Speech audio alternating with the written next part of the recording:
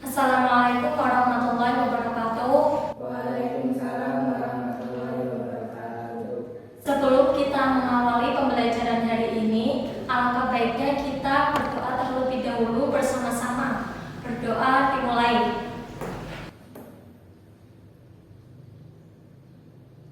Berdoa selesai. Baik, Ibu absen terlebih dahulu ya. Yang pertama, Rosali Hidayati, Imam Ahmad Imam Hatta, Muhammad Handika Maulana. Nah, pada hari ini kita akan membahas materi bab 3, yaitu menghindari dosa besar. Di sini ada 10 dosa besar yang akan kita bahas. Yang pertama ada membunuh, yang kedua ada liwat, yang ketiga ada LGBT, yang keempat ada meminum khamar, yang kelima ada judi, yang keenam ada mencuri, yang ketujuh ada durhaka kepada orang tua, yang kedelapan ada meninggalkan sholat, yang kesembilan ada menghardik anak yatim, dan yang ke-10 ada korupsi. Nah, pada pertemuan hari ini kita akan membahas 5 dosa besar, yaitu membunuh, liwat, LGBT, meminum khamar, dan judi. Untuk dosa besar mencuri, durhaka kepada orang tua, meninggalkan sholat, menghardik anak yatim, dan korupsi akan kita bahas di pertemuan minggu depan. Nah, dari kalian ada yang tahu manusia itu diciptakan dari apa? Tanah. Ya, betul sekali. Manusia diciptakan dari tanah. Manusia adalah makhluk yang paling mulia. Manusia diciptakan oleh Allah sebagai sebaik-baik ciptaan. Namun terkadang manusia dapat jatuh ke dalam derajat yang paling rendah karena tidak dapat menjunjung tinggi nilai-nilai kemanusiaan tersebut. Jadi kita sebagai manusia, sebagai sebaik-baik ciptaan Allah, kita dituntut untuk dapat bisa menjunjung tinggi nilai-nilai kemanusiaan dan bisa berakhlakul karimah serta menjalin hubungan yang baik dengan Allah, kepada diri sendiri, sesama manusia, dan terhadap alam sekitar. Sebelum masuk ke materi, Ibu akan membacakan mengenai tujuan pembelajaran hari ini. Tujuan pembelajaran pada pertemuan hari ini yang pertama yaitu peserta didik dapat memperjelas dampak buruk dan pentingnya menghindari perbuatan dosa-dosa besar seperti membunuh, liwat, LGBT, meminum khamar, dan judi. Yang kedua, peserta didik mampu menjelaskan pengertian perilaku dosa besar meliputi membunuh, liwat, LGBT, meminum khamar, dan judi. Yang ketiga, peserta didik mampu mengidentifikasi bentuk-bentuk perilaku dosa besar yang meliputi membunuh, liwat, LGBT, meminum khamar, dan judi. Yang keempat, peserta didik mampu memahami ayat-ayat Al-Quran dan hadis tentang perilaku dosa besar, yaitu membunuh, liwat, LGBT, meminum khamar, dan judi. Dan yang kelima, peserta didik mampu menyimpulkan dampak negatif dari perilaku dosa besar, yaitu membunuh, liwat, LGBT, meminum khamar, dan judi. Baik, untuk dosa besar yang pertama yaitu membunuh. Pembunuhan atau perilaku membunuh sangat dilarang dalam Islam dan merupakan kejahatan tingkat tinggi. Larangan tentang membunuh telah dijelaskan dalam Quran surat Al-A'raf ayat 33 yang artinya, dan janganlah kamu membunuh jiwa yang diharamkan Allah atau membunuhnya, melainkan dengan sesuatu sebab yang benar. Bahkan dalam Islam mengajarkan untuk melindungi setiap nyawa, karena menghilangkan satu nyawa pada hakikatnya sama dengan membunuh seluruh umat manusia. Kemudian dalam Quran surat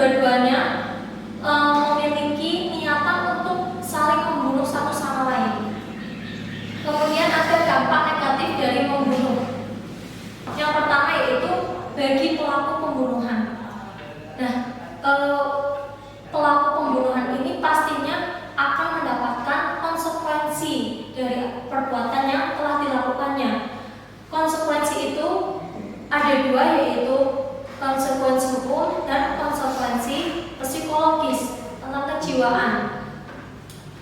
Nah, dari aspek hukum, pelaku pembunuhan itu akan mendapatkan hukuman yang sudah ditentukan sesuai dengan ketentuan-ketentuan hukum agama dan negara. Sedangkan dari aspek psikologis, orang yang melakukan pembunuhan akan merasakan jiwanya tidak tenang dan akan selalu merasa gelisah dan bersalah terhadap perbuatan yang telah dilakukannya. Kemudian dalam konteks agama, orang yang membunuh itu akan diancam masuk ke dalam neraka jahanam. Kemudian dampak yang kedua yaitu bagi keluarga korban dan masyarakat. Bagi keluarga korban dapat menimbulkan rasa dendam yang berkepanjangan dan sulit untuk terlupakan. Begitu juga masyarakat akan merasa tidak nyaman atas pembunuhan yang terjadi di sekelilingnya. Kemudian dosa besar yang kedua yaitu liwat. Kata liwat berasal dari lut yang kemudian dipecah menjadi kata lain seperti liwat, liwatah, talawut, dan lutiyah, yang semuanya bermakna melakukan suatu perbuatan seperti perbuatan kaum Lut. Ada yang tahu perbuatan yang dilakukan oleh kaum Nabi Lut? Tidak. Perbuatan kaum Nabi Lut yaitu mereka melakukan hubungan sesama jenis atau bisa disebut dengan homoseksual atau sodomi. Nah, dalam perkembangan selanjutnya istilah liwat digunakan untuk menjelaskan perbuatan yang dilakukan oleh seorang laki-laki dengan cara memasukkan dakar atau penis mereka ke dalam tubuh laki-laki lain. Kemudian dasar keharaman liwat. Allah menyebut perilaku liwat sebagaimana dijelaskan dalam Quran surat Al-A'raf ayat 80 yang dengan sebutan fahisi atau keji atau jijik. Kemudian dampak dari liwat, dampak negatif dari perbuatan liwat. Yang pertama yaitu dikategorikan sebagai orang yang melampaui batas. Kemudian yang kedua, dilaknat oleh Allah Subhanahu wa Ta'ala, sebagaimana yang terjadi kepada kaumnya Nabi Lut. Mereka mendapatkan azab dari Allah Subhanahu wa Ta'ala. Kemudian yang ketiga yaitu daya rusak liwat lebih besar daripada zina. Jadi perbuatan liwat ini mempunyai dampak yang lebih besar dari perbuatan zina karena dapat mengancam keberlangsungan spesies manusia. Kemudian yang keempat yaitu Allah menamakan orang yang melakukan liwat sebagai kaum perusak atau orang yang zalim. Kemudian dosa besar yang ketiga yaitu LGBT. Ada yang tahu singkatan dari LGBT apa? Lesbian, gay, biseksual, transgender. Ya, betul. Nah, lesbian adalah pasangan perempuan dengan perempuan. Jadi seorang wanita yang mencintai atau menyukai sesama jenisnya atau wanita lain.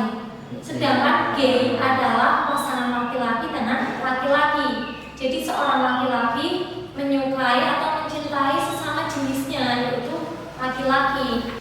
Biseksual yaitu orang yang mempunyai sifat kedua jenis kelamin baik itu laki-laki dan perempuan. Jadi orang yang biseksual ini dia menyukai perempuan dan laki-laki, menyukai keduanya. Kemudian yang transgender yaitu orang yang memiliki gender atau ekspresi gender yang berbeda dengan seksnya yang ditunjuk pada saat lahir. Jadi transgender ini jika terjadi pada laki-laki, maka laki-laki itu akan mengimitasi seperti seorang wanita dengan sifat-sifat dan perilaku, ucapan, kemudian cara jalannya seperti wanita. Dan kita biasa menyebut seorang laki-laki itu adalah banci atau dalam bahasa Arab disebut dengan muhannats.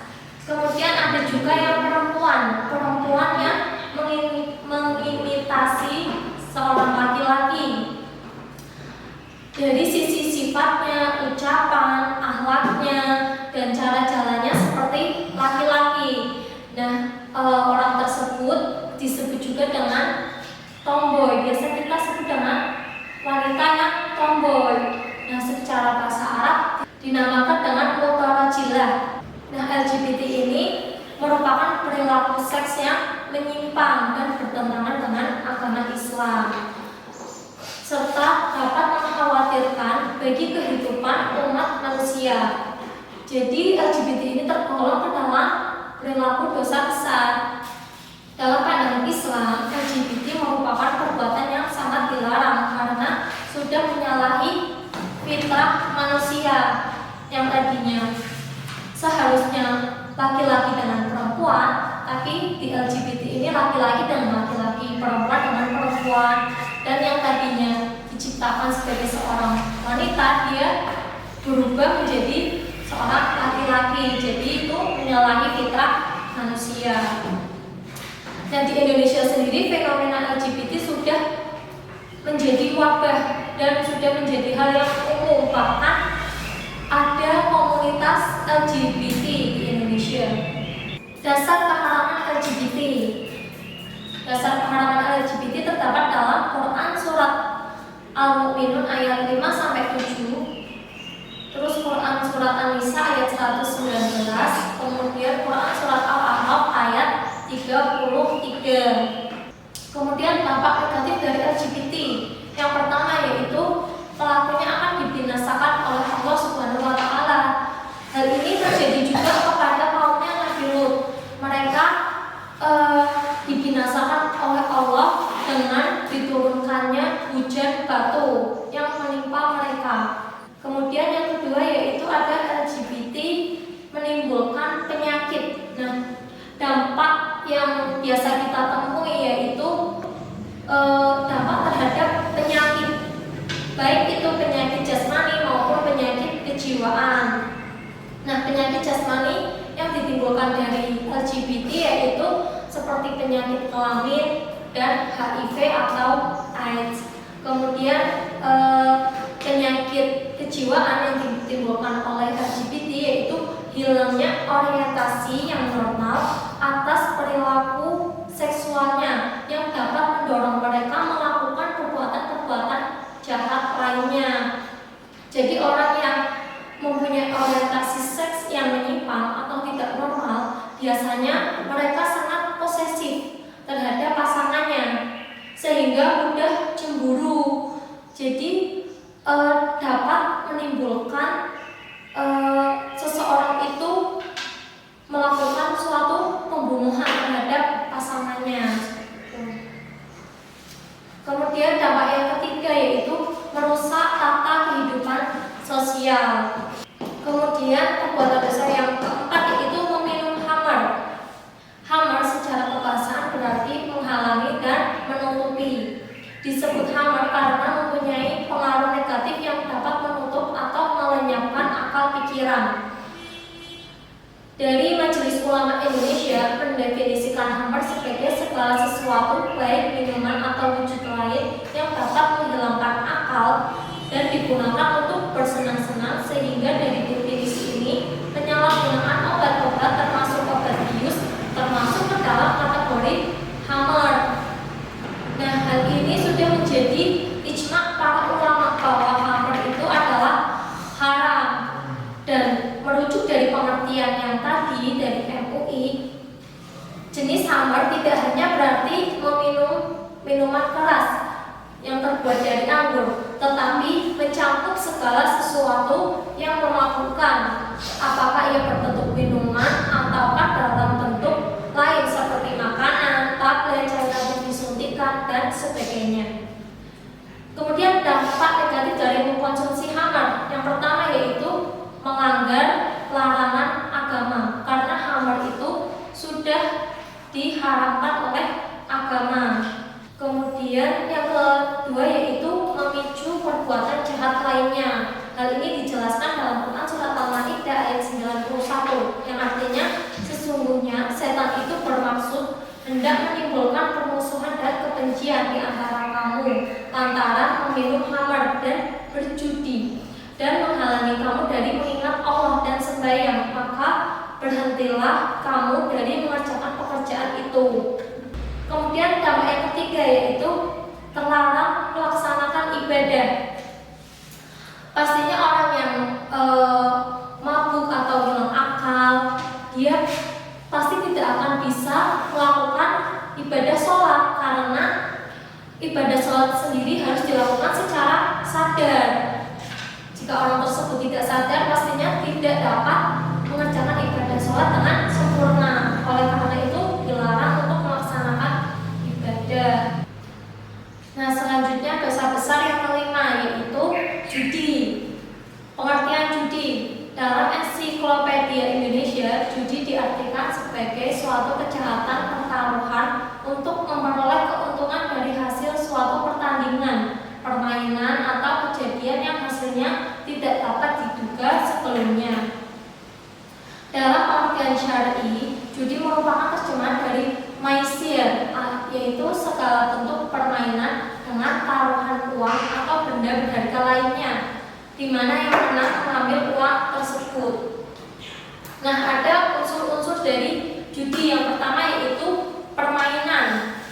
Unsur pertama dari judi adalah adanya perbuatan yang dilakukan, yaitu biasanya suatu permainan atau perlombaan yang dilakukan untuk bersenang-senang. Unsur yang kedua yaitu untung-untungan. Jadi dari perbuatan judi ini itu adanya unsur untung ruginya. Jadi siapa yang memenangkan dari taruhan tersebut dalam permainan tersebut, maka orang itu akan mendapatkan uang atau mendapatkan keuntungan, misalnya seperti uang atau benda lain yang menjadi taruhan.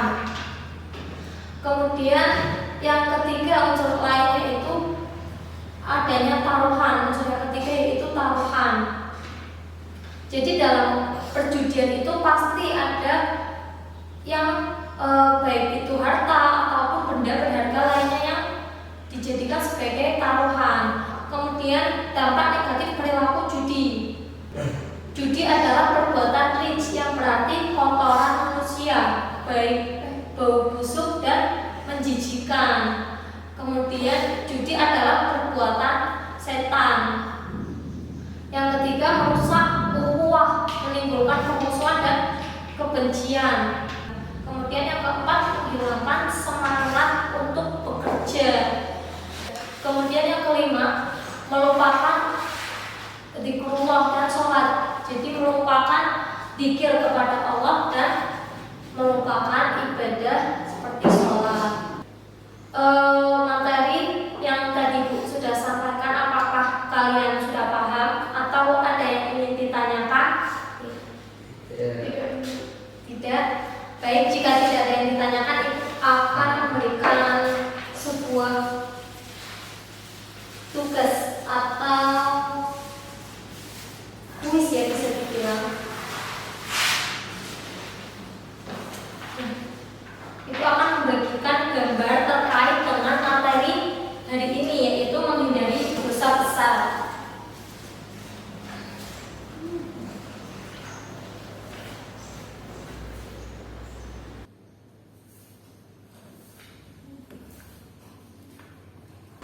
Nah, nanti dari gambar itu kalian identifikasi. Nanti kalian dapat menuliskan komentar atau pertanyaan yang ada pada gambar tersebut, mengenai gambar tersebut. Baik, waktu habis. Sekarang kalian dapat memaparkan hasil dari analisis kalian mengenai gambar yang tadi Ibu sudah bagikan. Bisa dimulai dari Mbak Rosa. Perbuatan ini termasuk LGBT, yaitu yang gay, pada laki-laki dan laki-laki. Laki-laki yang mencintai atau merasakan hubungan seksual sama jenisnya atau disebut dengan laki-laki homoseksual. Di sini kedua laki-laki sedang melakukan hubungan suci atau pernikahan. Iya, betul.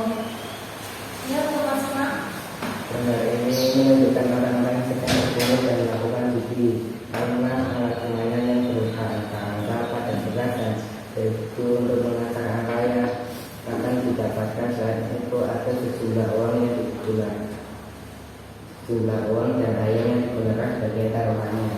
Ya, betul. Terus Mas kita? Gambar ini menunjukkan orang-orang yang sedang meminum minuman keras dan bermabuk-mabukan. Gambar ini merupakan perilaku meminum khamr. Ya, betul sekali. Semuanya betul dan aplaus untuk kalian semua. Baik, terima kasih atas partisipasinya. Jadi kesimpulan untuk materi hari ini yaitu perilaku dosa besar itu pastinya dilarang oleh Allah Subhanahu wa Ta'ala dan pasti akan memiliki sebuah konsekuensi atau dampak negatif, baik itu bagi pelakunya ataupun bagi orang lain, seperti itu. Nah, kita sebagai manusia sebaiknya kita menghindari perbuatan-perbuatan yang tidak baik, termasuk perbuatan dosa besar, karena akan menjerumuskan kita ke dalam neraka jahanam. Untuk pertemuan minggu depan kita akan masih membahas bab 3 mengenai menghindari dosa besar, yaitu mencuri, durhaka kepada orang tua, meninggalkan sholat,